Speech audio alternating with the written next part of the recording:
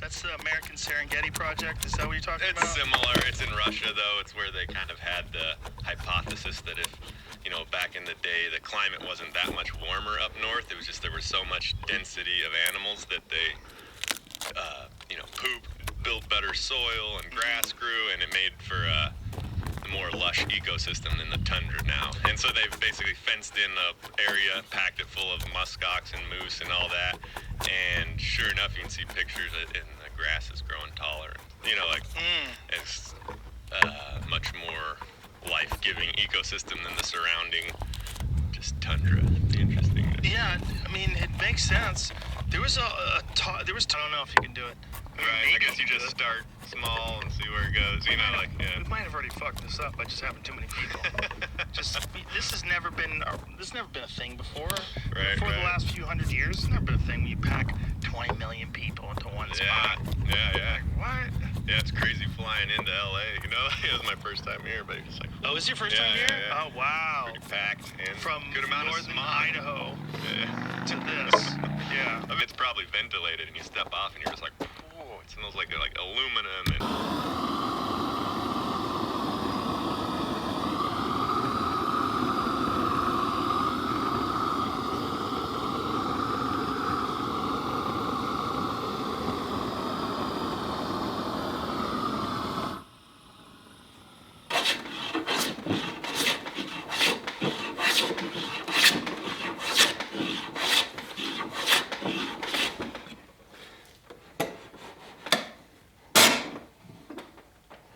One day, I'm going to build a proper workbench with a really nice vise.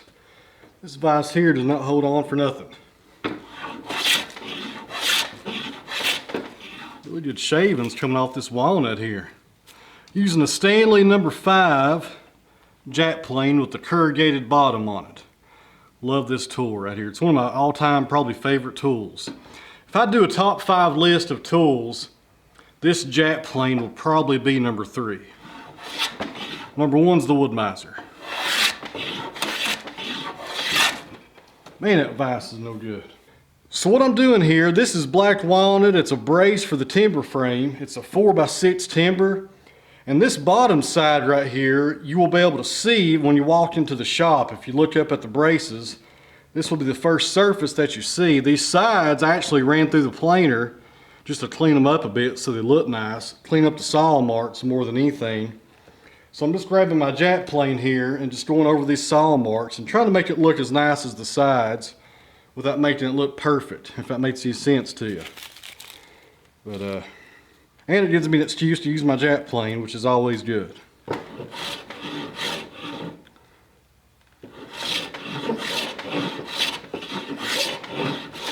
It only takes a few passes here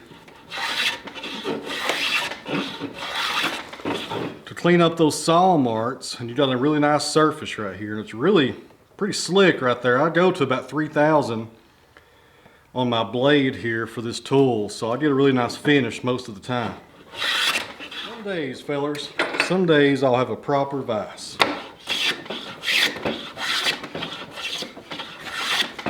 And just like sharp chisels, you can get carried away and keep going further than you need to, which is what I usually do with this plane right here.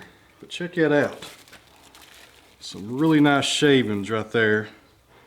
And this is a ream porous wood. Walnut is ream porous, just like white oak and red oak. That's why you have those separations right there in the grain.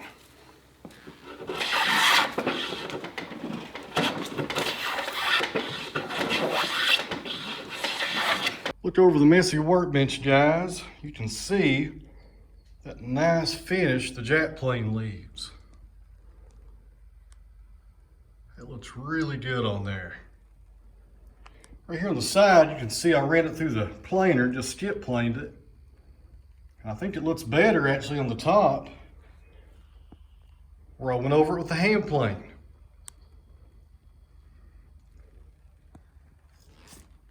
Looks really good. So here's the progress so far today, friends.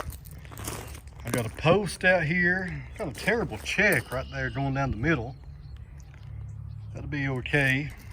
I got it burnt and ready to go down to the pad. Got the tie beams finished up as well. Also got our holes done right there for the pegs.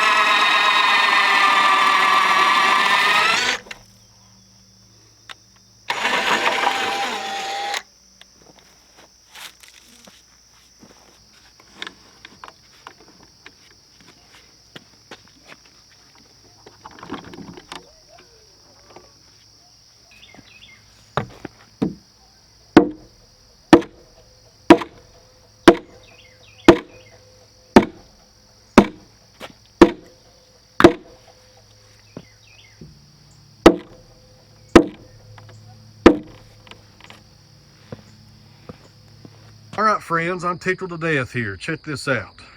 Doing a little test fit before we stand it up. Everything looks good right there where the tie beam goes in. The only problem we're having was right here. You can see the wood smashing in right there. This needs to be a 45 cut right here, just like on the post. You can see that relief cut I did, and I wasn't sure what was going on. I was trying to drive this thing home and couldn't get it in there all the way, and I called my buddy Jim over on the Tradesman's channel, and I told him what was going on. He kind of walked me through it here, and we identified the problem right there. I need to take this apart and get my chisels and just make that little 45 right there. Because when I was checking it for square right here, I was out about 1/16 of an inch, and that's because of that. The tie beam is in a bind and it needs to come down just a little, and it can't because of that. But we'll fix that tomorrow, no big deal on that. I'm extremely happy with how this is going. Well, this is my Commander. I've not showed this on the channel either. That's a giant mallet right there. They call it a Commander or a Beetle. I bought that at Woodcraft a few months ago. I think it was about $100. To give you a detail of what you're looking at if you're not sure what's going on here, Right there is the post coming up. That is the brace.